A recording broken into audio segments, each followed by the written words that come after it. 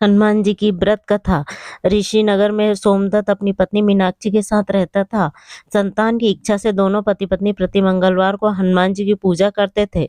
वर्षों तक व्रत करने के बाद भी कुछ नहीं हुआ। कुछ दिनों के बाद सोमदत्त पूजा करने के लिए जंगल में चला गया।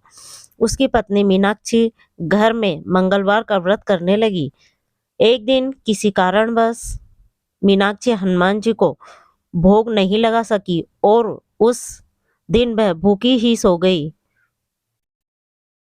दूसरे दिन उसने प्रण किया कि अब अगले मंगलवार को हनुमान जी को भोग लगाकर ही भोजन करूंगी। मीनाक्षी ने भूखी प्यासी रहकर 7वें दिन मंगलवार को हनुमान जी की पूजा की और उन्हें भोग लगाया, लेकिन तभी भूख प्यास के कारण मीनाक्षी बेहोश हो गई।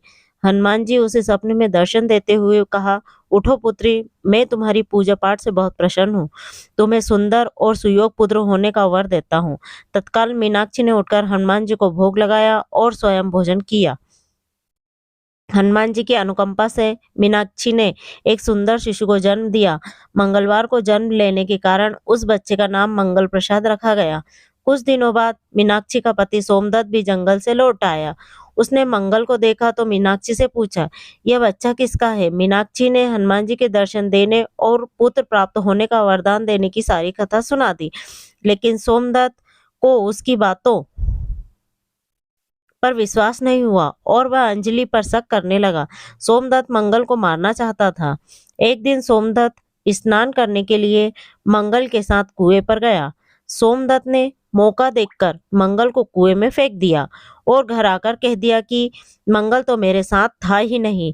लेकिन तभी पीछे से मंगल दौड़ता हुआ आ गया। सोमदत्त मंगल को देखकर बुरी तरह चौंक गया। उसी रात हनुमान जी ने सोमदत्त को स्वप्न में दर्शन देते हुए कहा,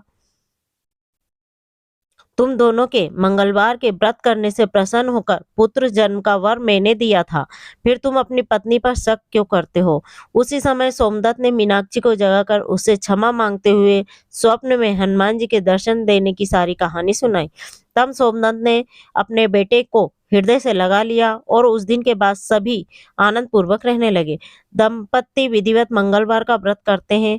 हनुमान जी उनके सभी कष्ट दूर करके घर में धन संपत्ति का भंडार भर देते हैं, निसंतान को संतान देते हैं और शरीर के सभी रक्त विकार के रोग भी नष्ट कर देते हैं।